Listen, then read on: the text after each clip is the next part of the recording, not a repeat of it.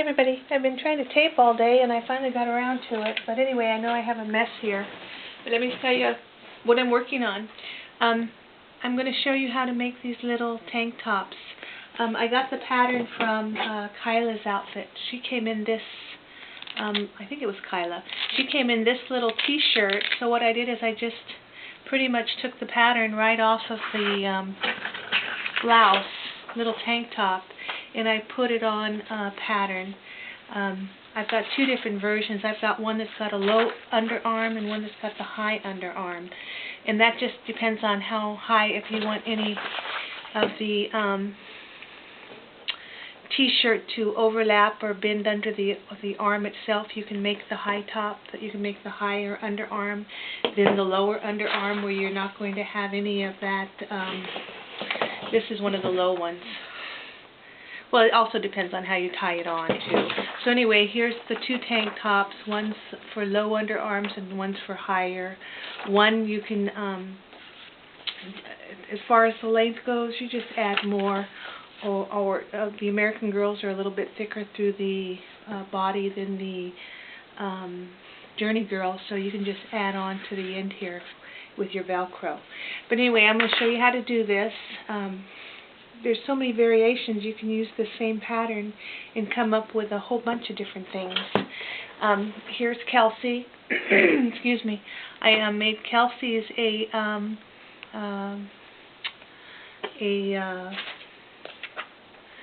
spaghetti strap with a tie-on, two spaghetti straps.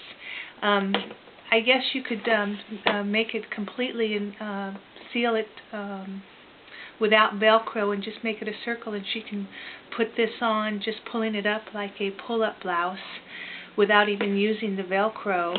Or if you're making this for a real little girl who can't tie her own bows, you might want to put a little tack in here or make a fake bow for the top of the but, you know, it's a good way to teach a little girl how to tie bows, too. So, you know, it's up to you, of course, what you want to do. But, you know, they both have their advantages. If you tie these and sew them, you don't have to worry about the bow, you know, coming loose or whatever. But if you do make these permanent, you're going to have to put the Velcro in the back.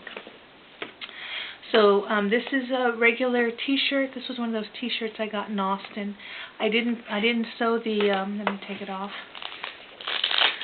Excuse me. I didn't sew the bottom of this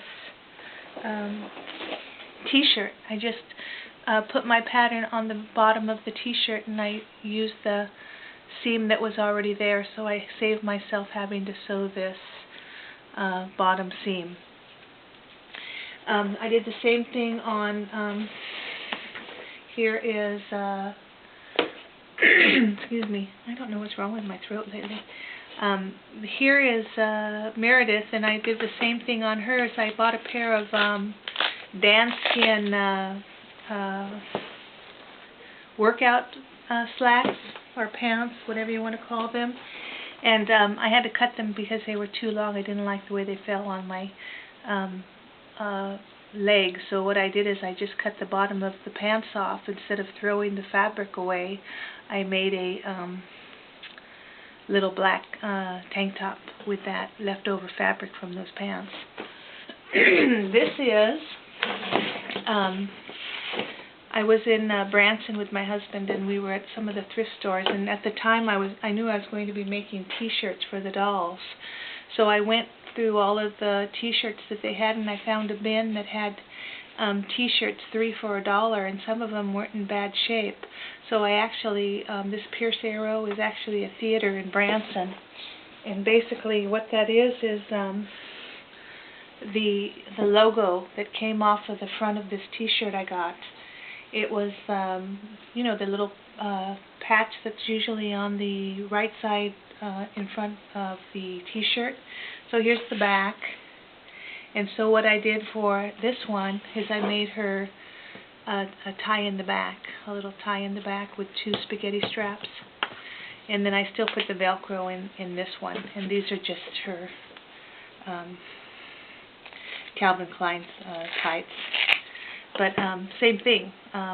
This was just, I took the pattern and I laid it on the t-shirt, in the front of the t-shirt where that little logo was. And say I wanted to use this pierced arrow, I would take my pattern, whatever pattern I was using, and I would place that on the t-shirt where I wanted it. So it doesn't have to be the front logo, but a lot of men's t-shirts will have, women's not so much, but men's will have that logo on the front, so you could do like sports teams. You can do all kinds of different things. I have some t-shirts to show you what I mean. Here's a Disneyland t-shirt I found that's got Mickey Mouse here on the front. I could lay my pattern right across Mickey's head so that when you make that little tank top, you're going to have Mickey. You're going to have Mickey in Disneyland.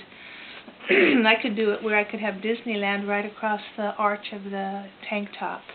But I don't know, this one's kind of big. It might not work. I thought I'd try it anyway just to see if I could do it. This one was, I've already started cutting this up, but this one was all stained from NASA. So of course I can't use the sign that says NASA. But see how they've got these, I've already cut this up for strips. They've got these dolphins and things on here. I could take my pattern and lay it over the dolphin and put the front of the pattern into a dolphin, or even this sun would be cute. I could use this whole sun up here and use that as a geometrical figure on a t-shirt. There's just so many things you can do. This one is beautiful. It's been washed a few times, but it's still beautiful. I could take my t-shirt here and I could put this down at the bottom, iron it on and cut it out, and make this with this pretty green stitching on here, the bottom of the t-shirt. So all I have to do is turn under my top. Or, you know, I could extend this and make it into a like a halter dress, a t-shirt dress with the same pattern. But there's so many things you can do with these used t-shirts instead of just throwing them out. And that's what I used to make all of my spaghetti straps, was these t-shirts. This one is Quicksilver. So same thing on here. I could do Quicksilver going across the t-shirt. But anyway, you get the idea. There's just so many. My husband won't let me have this t-shirt. He hasn't even worn it yet. But we took a trip to West Virginia, so this is the West Virginia Mountaineers. But I could do that and make the cutest little top that says West Virginia Mountaineers on it. I think that's pretty much it. Okay, I found this Hard Rock Cafe t-shirt too, so I could just go ahead and make a whole pattern across here that says Hard Rock Cafe, so that when it goes on the doll, all you're going to see across her chest is Hard Rock Cafe. There's just so many things you can do. Here's one that's Cozumel. Let me get rid of some of this.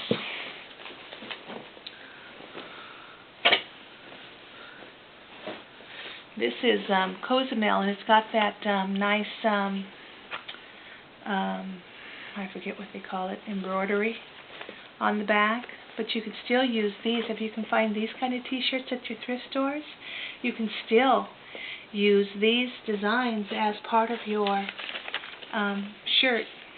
But this one is this one's going to go into the sleeve, so you're going to probably have to piece this together and put a seam here and a seam here, but that's not a problem. This fabric is not hard to sew when you're sewing up and down.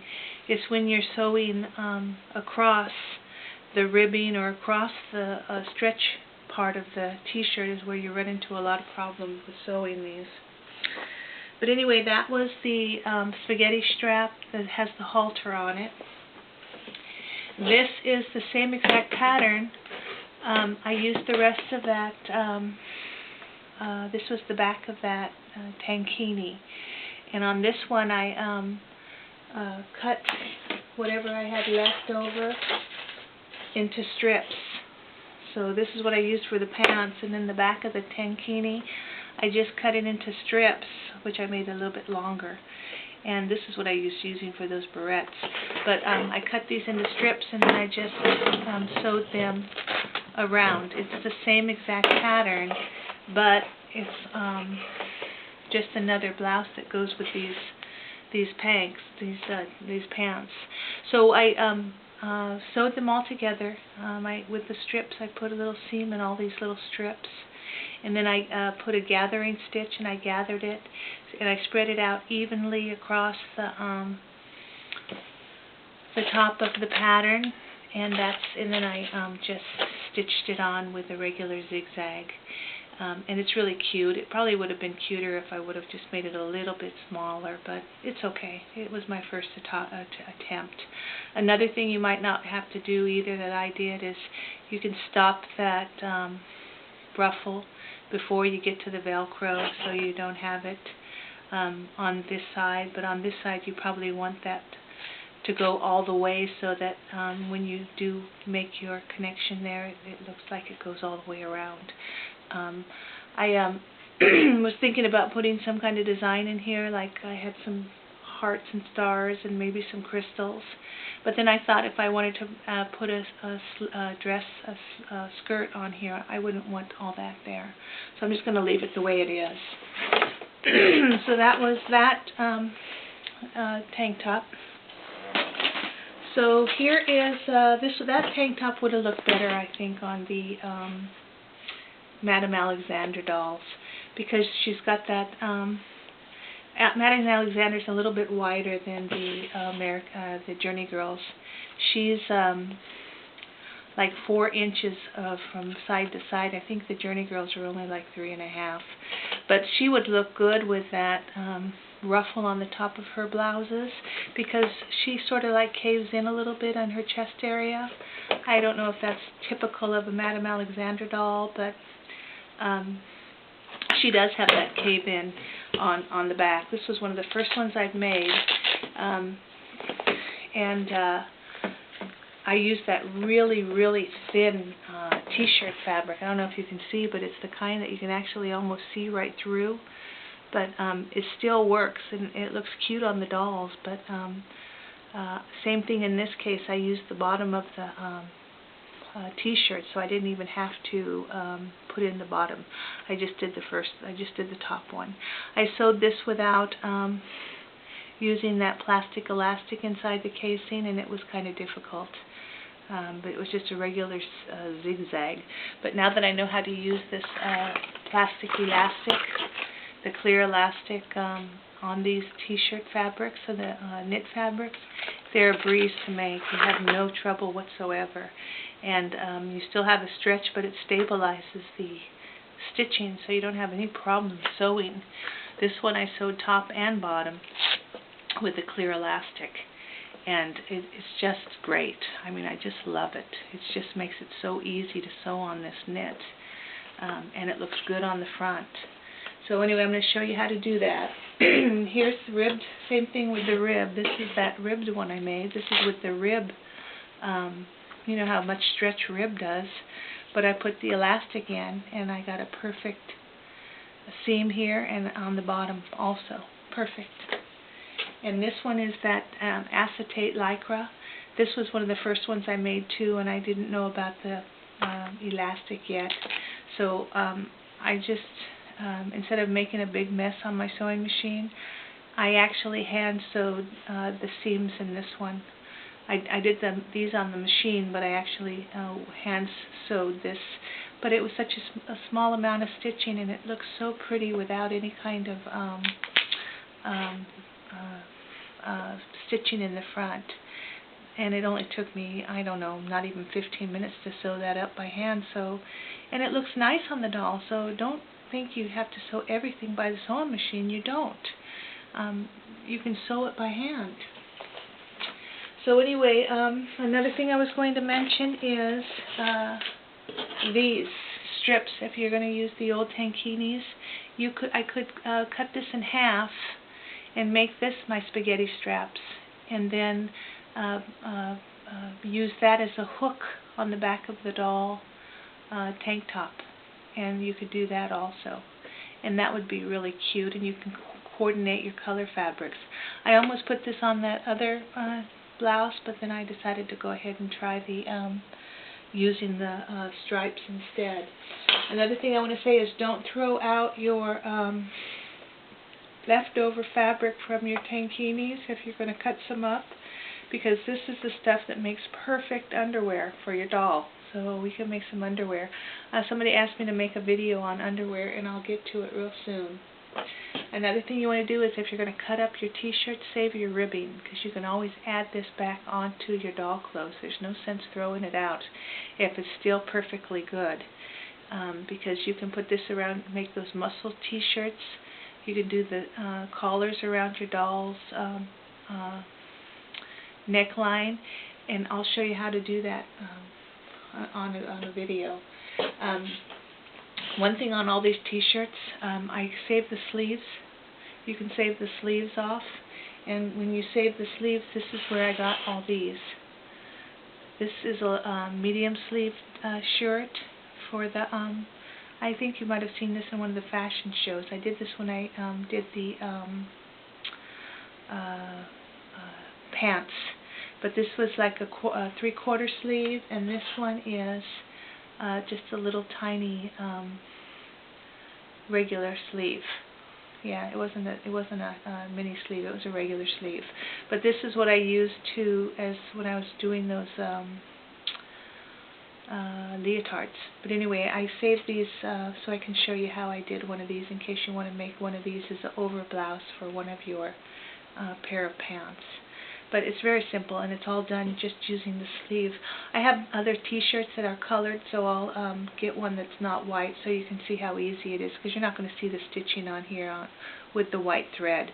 So I'll try and get a different color so it's easier to see what I'm doing on the fabric.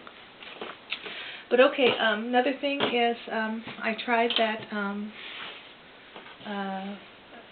double stitching with the elastic just to see if it would work, and it does work. It works just fine using the double needle on with this plastic elastic inside, the clear elastic inside. You do have to set your tension very, very high. I was between 7 to 8 my tension on here with the elastic inside the stitching, but it took me a while to get it set properly, but you can do it. I did it with the black and the green thread so you can see the contrast, but this was on the top of the elastic, and this is with a double turn. I double turned the t-shirt fabric twice, and I got that to do just fine. And then I did it again. I had a couple missed stitches with that tension being that high, I mean with the needle I was using, but it only happened every once in a while, and I think it'll be fine if you try to use it on this clear elastic. Okay, so I'm going to find some fabric to use, and then I'll come back and I'll show you how I actually sewed one of these together. Okay, I'll see you in a bit.